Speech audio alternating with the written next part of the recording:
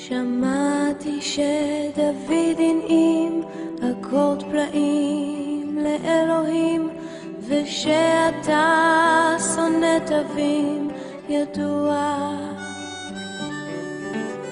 אקורד עגום ומסתורי, מינור נופל, מז'ור ממריא, ומלך מבולבל שר הללויה, הללויה, הללויה, הללויה,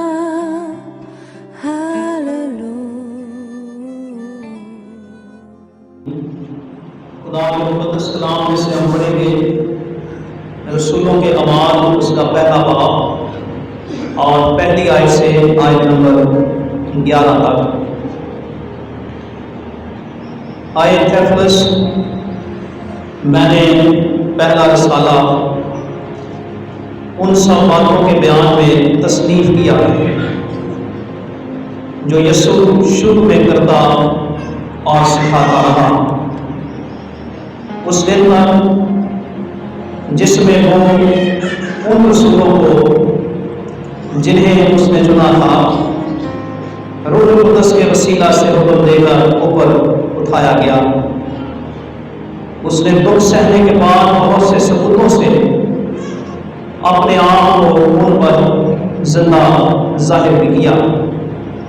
چنانچہ وہ 40 دن تک نے نظر آتا اور خدا کی بادشاہی کی باتیں کہتا رہا، اور ان سے مل کر ان کو حکم دیا کہ یروشلم سے باہر نہ جاؤ، بلکہ باپ کے اس وعدہ کے پورا ہونے کے منتظر رہو جس کا ذکر تم مجھ سے سن چکے ہو، کیونکہ یوحنا نے تو پانی سے بپتسمہ دیا، مگر تم تھوڑے دنوں کے بعد روح القدس سے بپتسمہ پاؤ گے۔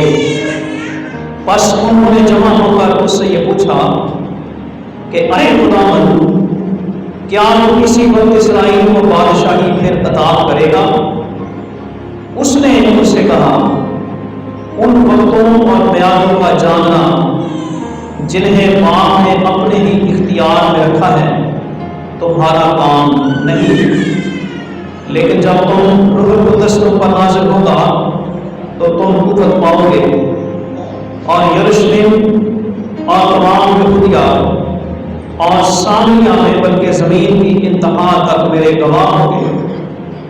یہ کہہ کر وہ ان کے دیکھتے دیکھتے اوپر اٹھا لیا گیا، اور بدری نے اسے ان کی نظروں سے چھپا لیا۔ اور اس کے جاتے وقت جب وہ آسمان کی طرف غور سے دیکھ رہے تھے تو دیکھو 2 مرد سفید پوشاک پہنے ان کے پاس آ کھڑے ہوئے اور کہنے لگے، آئے کلیدی مردوں، تم کیوں کھڑے آسمان کی طرف دیکھتے ہو؟ یہی یسوع جو تمہارے پاس سے آسمان پر اٹھایا گیا ہے اسی طرح پھر آئے گا جس طرح تم نے اسے آسمان پر جاتے دیکھا ہے۔ خداوند کے مقدس کلام میں پڑھے اور سنے جانے پر خدا کی برکت ہو، آمین۔ تشریف رکھیں۔ میرے عزیزوں،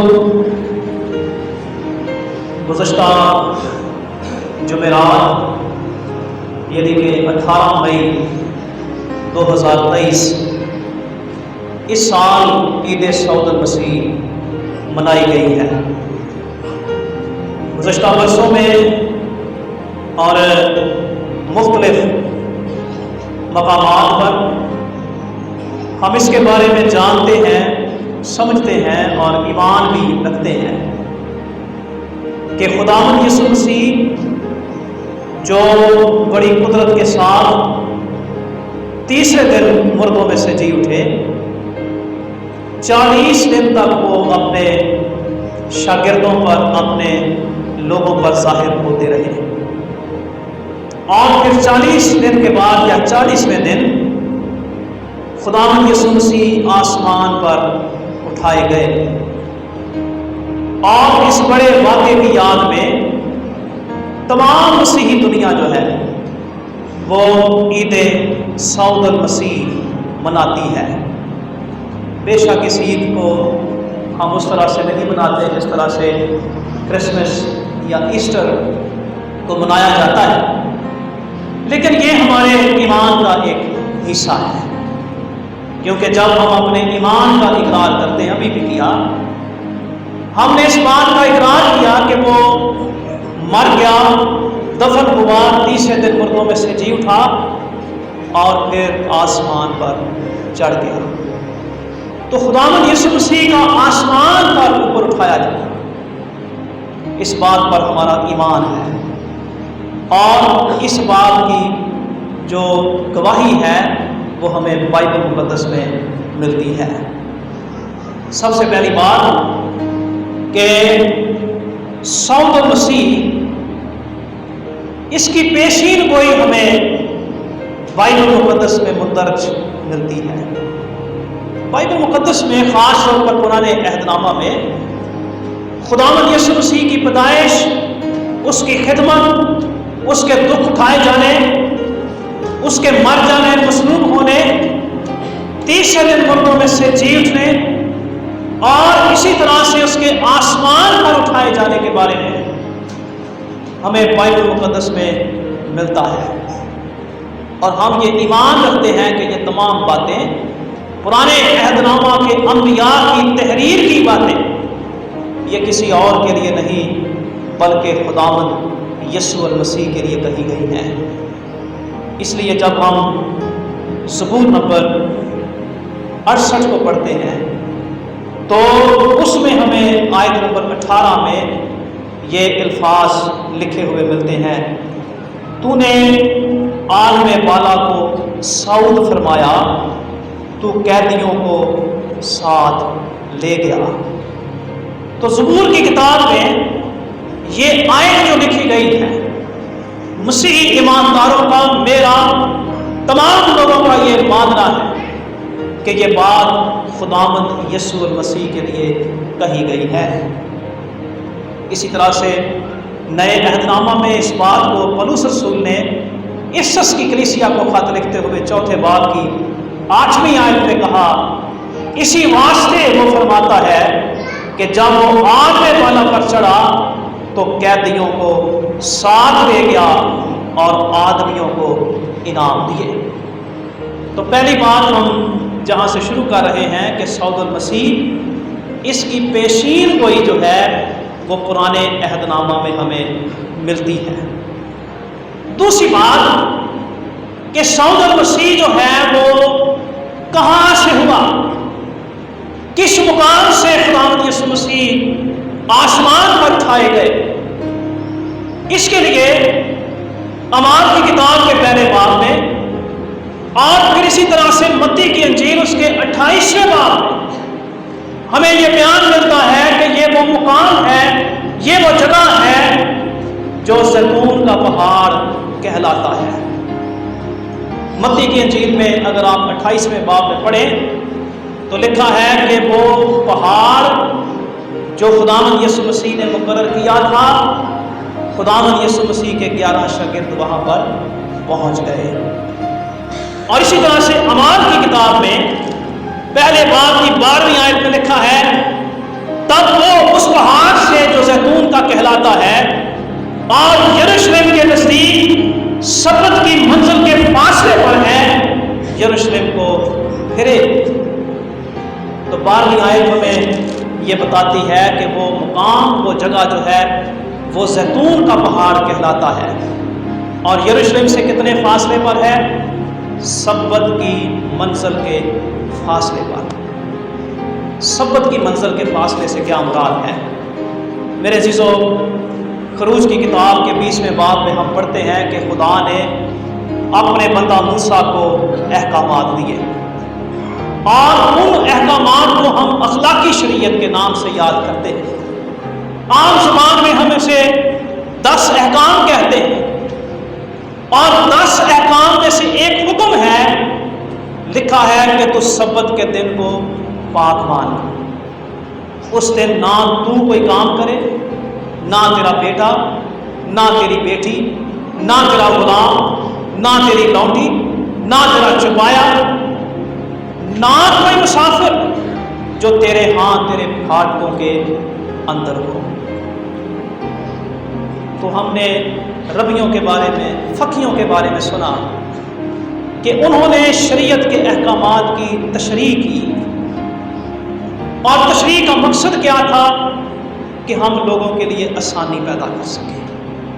لیکن یسوع مسیح نے کیا کہا کہ تم شریعت کے باری بوجھ باندھ کر لوگوں کے کندھوں پر رکھتے ہو اور خود انہیں اپنی انگلی سے ہلانا بھی پسند نہیں کرتے۔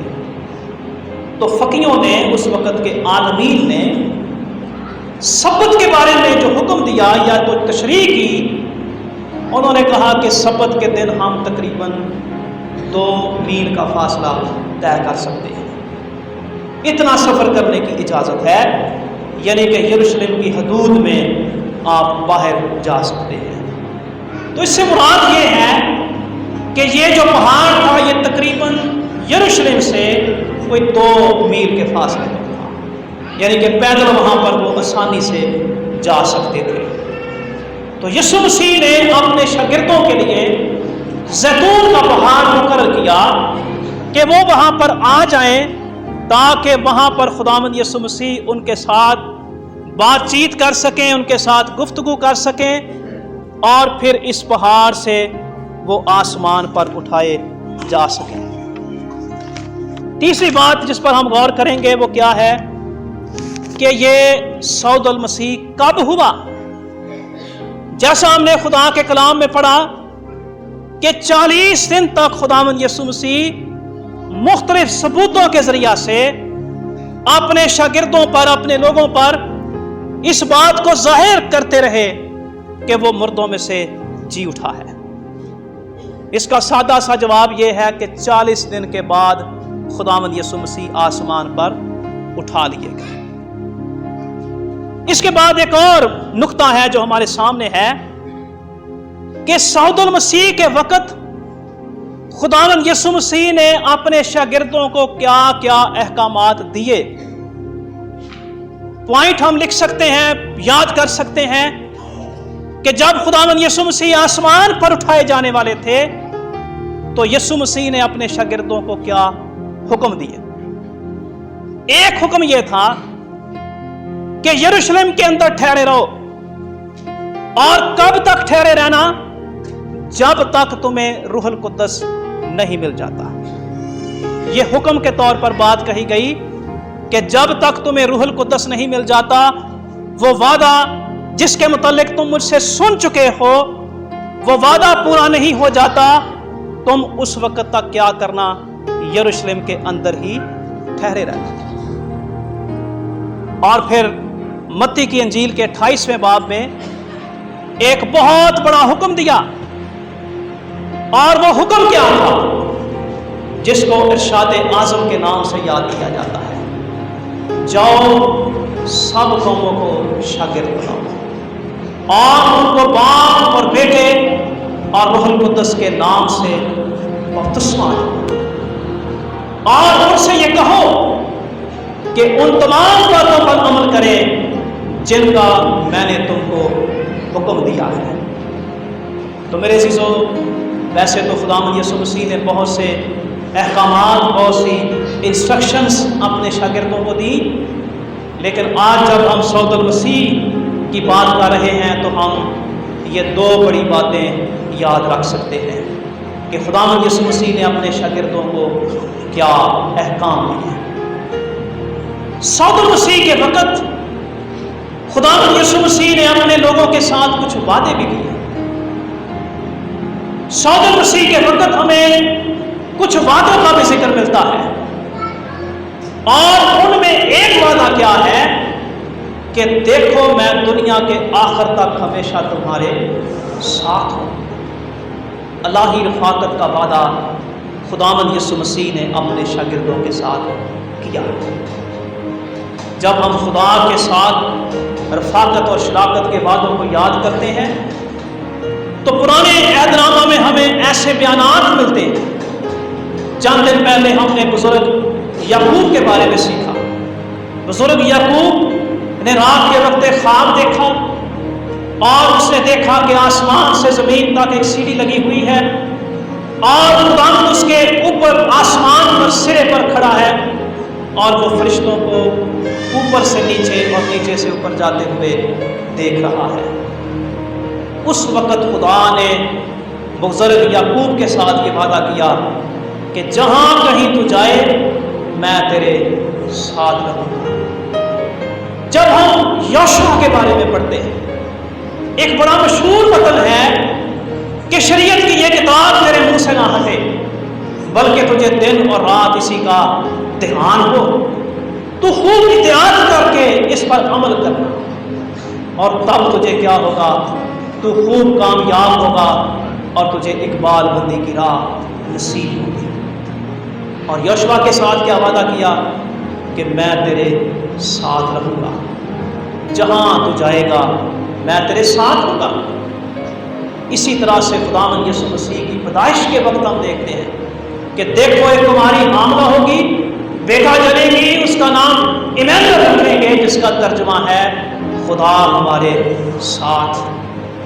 اور جب خداوند یسوع مسیح آسمان پر اٹھائے جانے والے تھے تو یسوع مسیح نے کیا وعدہ کیا، دیکھو میں دنیا کے آخر تک ہمیشہ تمہارے ساتھ ہوں۔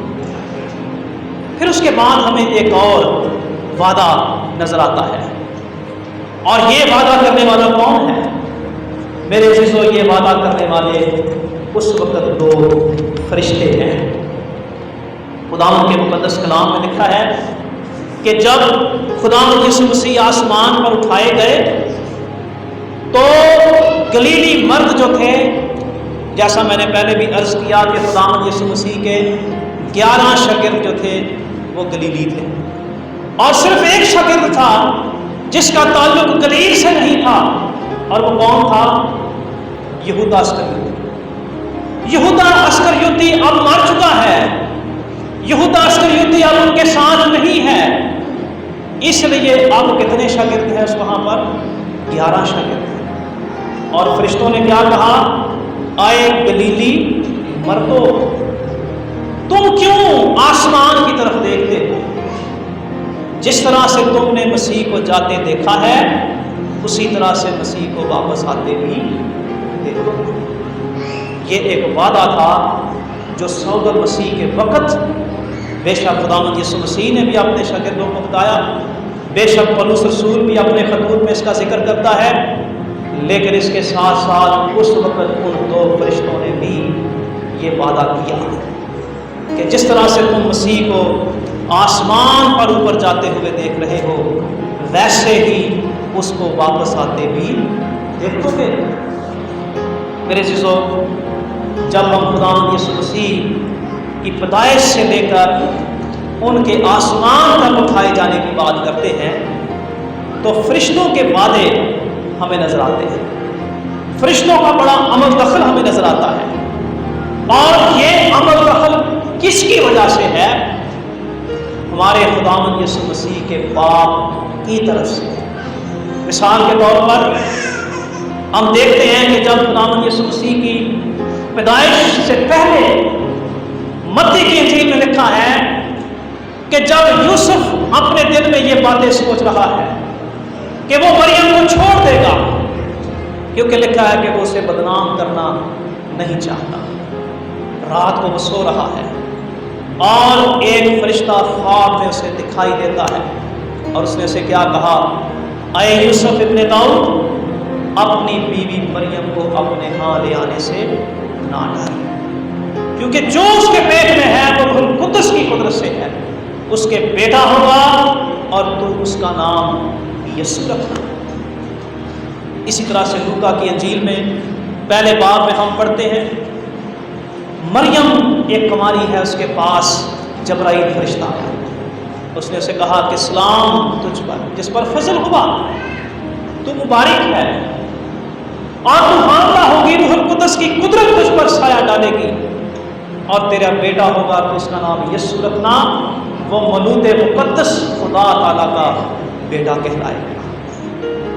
فرشتوں کے عمل دخل کو جب ہم یسوع مسیح کی کہانی میں پڑھتے ہیں تو متی کی انجیل کے 4 باب میں ہم دیکھتے ہیں کہ خداوند یسوع مسیح کو ابلیس نے آزمایا، اور 4 باب کی 11ویں آیت میں لکھا ہے جب ابلیس چلا گیا تو فرشتے آ کر یسوع مسیح کی خدمت کرنے لگے۔ فرشتوں کے عمل دخل کو جب ہم دیکھتے ہیں لوکا کی انجیل کے 22ویں باب میں گتسمنی باغ کی کہانی ہم نے چند دن پہلے سیکھی ہے۔ یسوع مسیح باغ میں ہے، جان پوری کی حالت ہے، سخت غمگین ہے، یہاں تک دکھی ہیں کہ ان کا خون ان کے پسینے کے ساتھ مل کر بہہ رہا ہے۔ اور یسوع مسیح نے کیا دعا کی؟ اے باپ اگر ہو سکے تو یہ پیالہ مجھ سے ٹل جائے، لیکن پھر بھی میری مرضی نہیں بلکہ تیری مرضی پوری ہو۔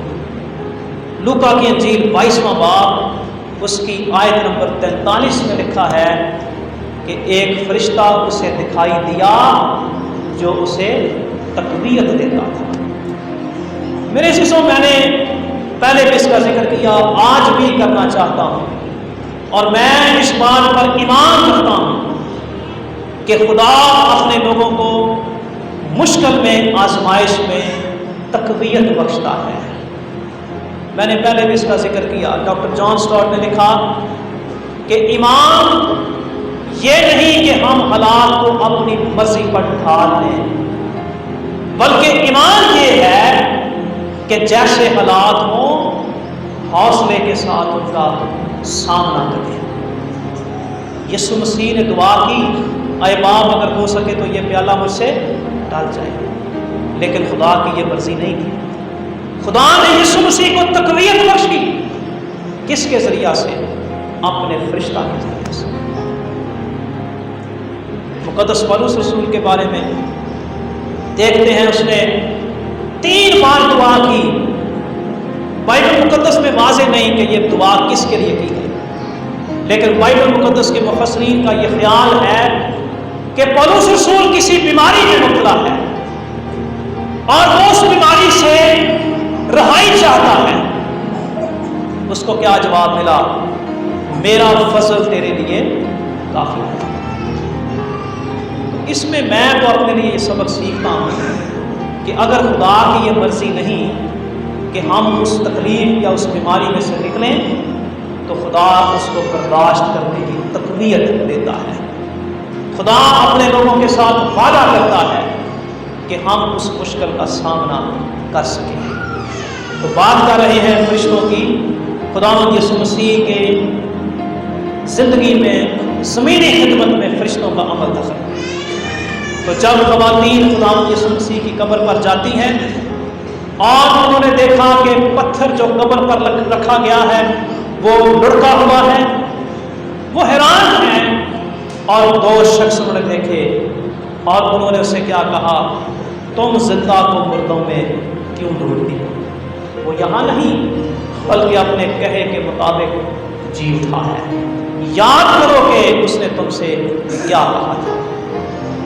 فرشتوں کے عمل دخل کو جب ہم دیکھتے ہیں تو خداوند یسوع مسیح کے آسمان پر اٹھائے جانے پر بھی فرشتوں نے اس بات کا وعدہ کیا کہ اے گلیلی مردوں، جس طرح سے تم مسیح کو جاتے ہوئے دیکھتے ہو اسی طرح سے واپس آتے بھی دیکھو گے۔ سعود المسیح کی ضرورت کیوں ہے؟ آخری حصہ۔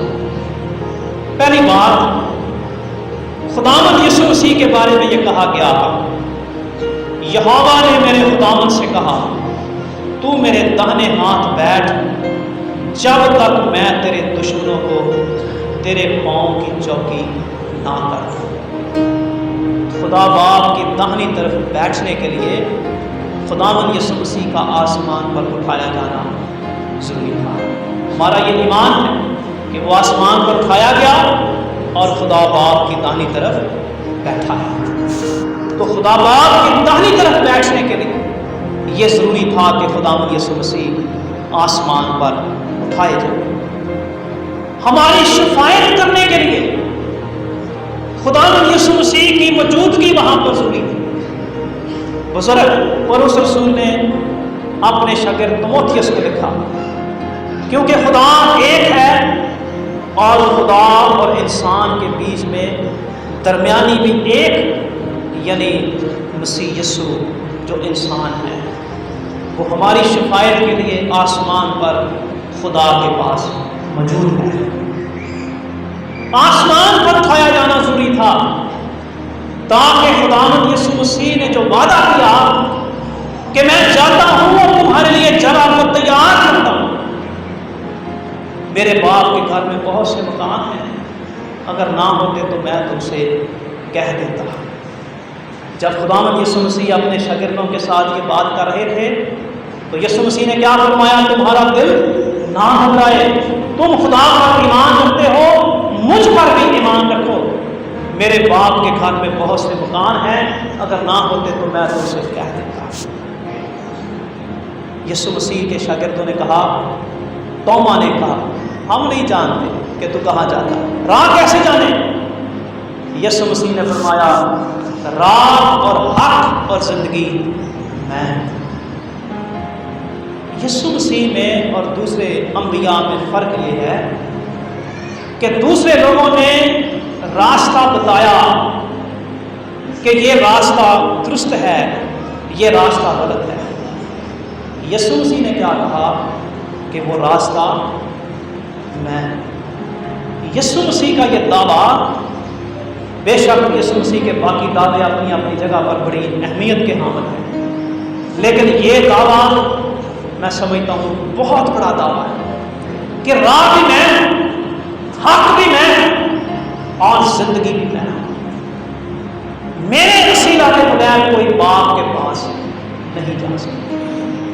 یہ بات یسوع مسیح کو دوسرے تمام انبیاء سے مختلف منفرد کر دیتی ہے۔ ان کی جو میں کہہ سکتا ہوں انفرادیت ہے اور ان کی جو ضرورت ہے بڑے انسان کے لیے، وہ یہ ہے کہ اس پر چل کر، کیونکہ وہ راستہ ہے، وہ سچائی ہے، وہ زندگی ہے، اس پر چل کر ہی ہم ہمیشہ کی زندگی کو حاصل کر سکتے ہیں، اس کے بغیر کوئی اور چارہ نہیں۔ اس لیے میرے عزیزو، خداوند یسوع مسیح آسمان پر اٹھائے گئے تاکہ وہ اپنے لوگوں کے لیے جگہ کو تیار کرے۔ اب ہمارا کام کیا ہے؟ جب تک خداوند یسوع مسیح واپس نہیں آتے، اس وقت تک اس راہ اور حق اور زندگی کو اپنی زندگیوں میں قبول کرتے رہے، اس راستے پر چلتے رہے، تاکہ ہم بھی ان مقاموں میں، ان جگہوں پر پہنچ سکیں جس کو دینے کا وعدہ خداوند یسوع مسیح نے ہمارے ساتھ کیا ہے۔ خداوند اس کلام کے وسیلہ سے ہم سب کو بڑی برکت دے، آمین۔ שיר תלונה אני עכשיו, לא שיר צליין קדוש מואר, רק שיר שבור וקר